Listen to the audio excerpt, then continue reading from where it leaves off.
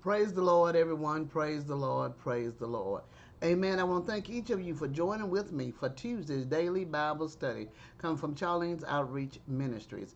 Our lesson for today: punishment for disobedience. Punishment for disobedience, coming from Leviticus 26, verses 14 through 39.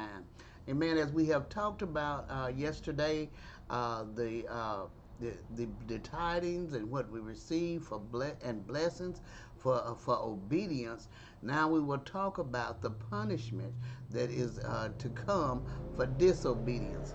Amen. It's a powerful and wonderful lesson. If anything is said touches your heart, soul, or spirit, or you have any questions or comments, please feel free to jot them at the bottom of the screen below, and I will get to them as soon as possible. Also, if you would like prayer, let me know, and I will add your name to the prayer list. Also, if you would, subscribe to my channel and join with us as we join together to study and meditate on the word of the Lord.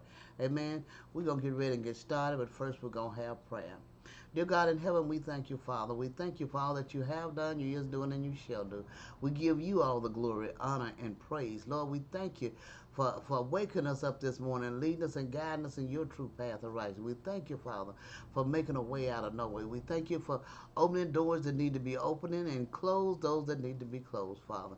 We thank you that you are a wonderful God and that you are our counselor. And we thank you, Father, that you are God Almighty, and beside you there is none other. We thank you, Heavenly Father, that you are our everlasting Father and our Prince of Peace, Lord.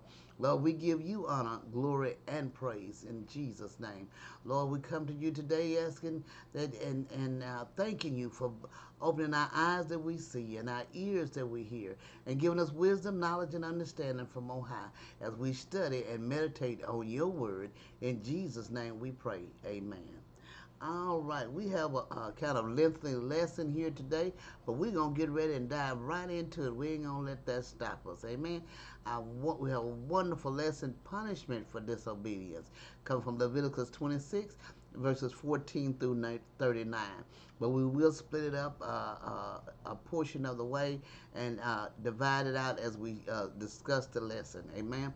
Uh, 14 to 33 reads, "But if you will not hearken unto me, and will not do all these commandments, and if you shall despise my statutes, or if your soul abhor my judgments, so that you will not do all my commandments, but that you break my covenant, I also will do this unto you. I will even appoint over you terror, consumption, and the burning ague that shall consume the eyes and cause sorrow of heart.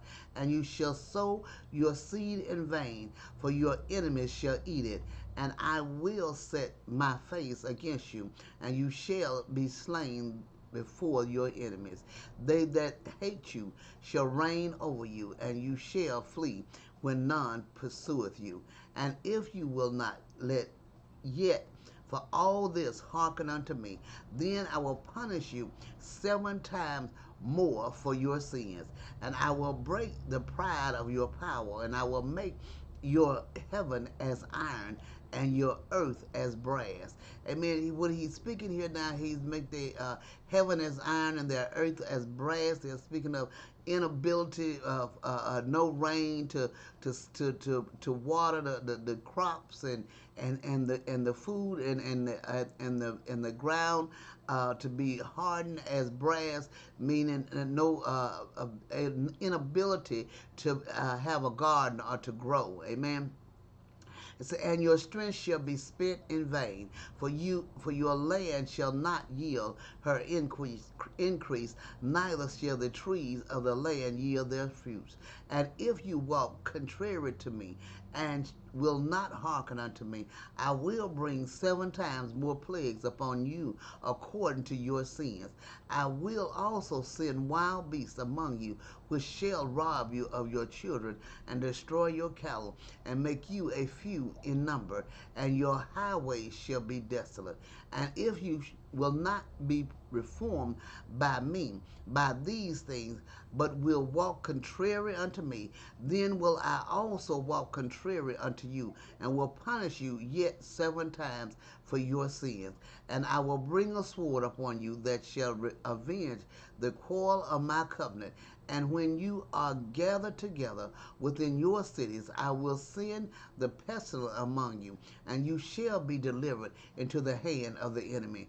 When I have broken the staff of your bread, 10 women shall bake your bread in one oven, and they shall deliver you your bread again by weight, and you shall eat and not be satisfied. And if you will not for all this hearken unto me, but walk contrary unto me, then I will walk contrary unto you also in fury, and even I, will chastise you 7 times for your sins, and you shall eat the flesh of your sons, and the flesh of your daughters shall you eat.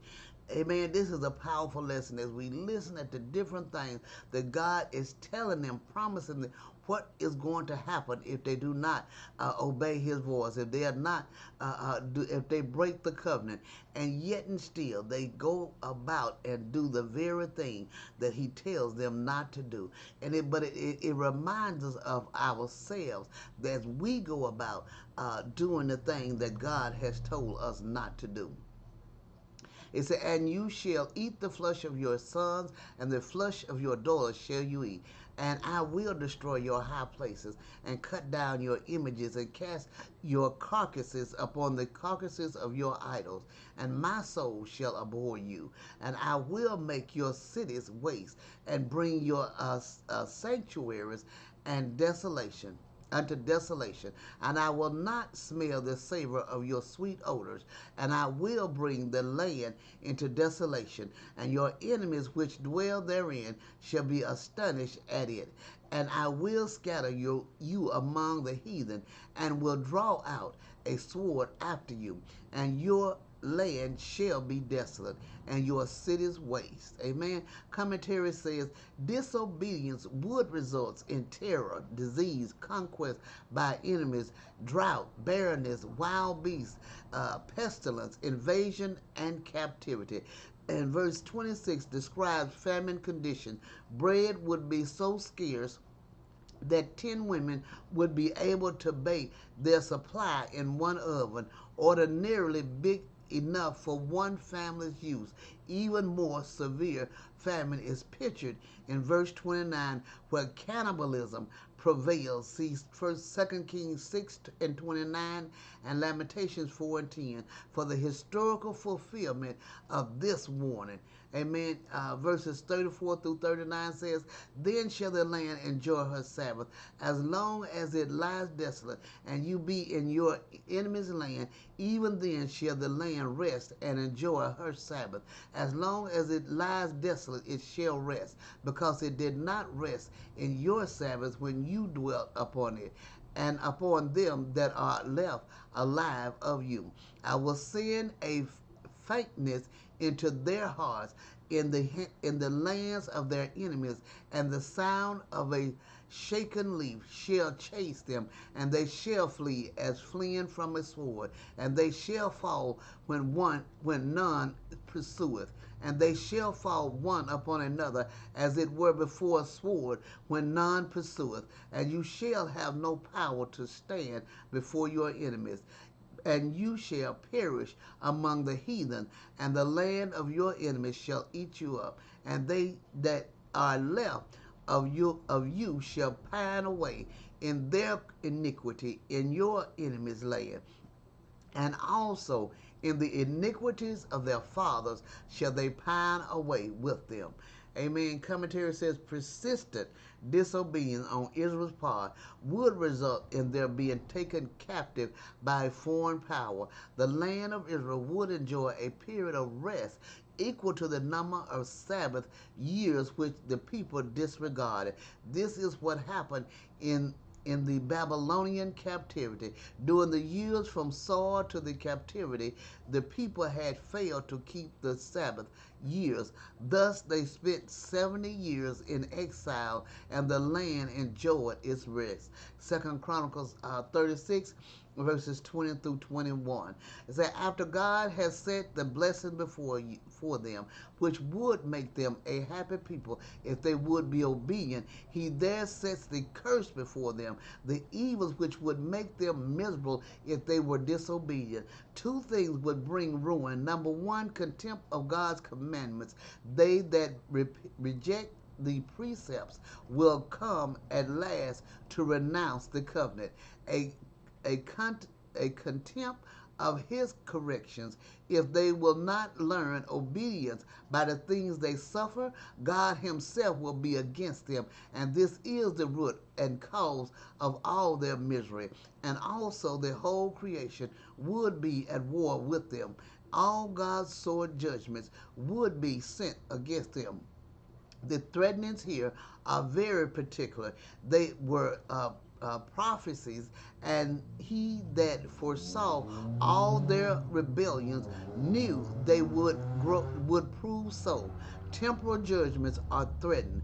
Those who will not be pardoned from their sins by the commands of God shall be pardoned from them by judgment. Those those wedded to their lust will have enough of them. Spiritual judgments are threatened, which should seize the mind. They should find no acceptance with God. A guilty conscience would be their continual terror. It is righteous with God to leave those to despair of pardon who presume to sin, and it is owing to free grace if we are not left to pine away in the iniquity we were born in and have lived in. Amen. This is a powerful and wonderful lesson reminding us that there are consequences for sinning. There are consequences for not doing what the Lord would have us to do. Amen. I pray you meditate on this lesson and have a wonderful and blessed day. God bless you.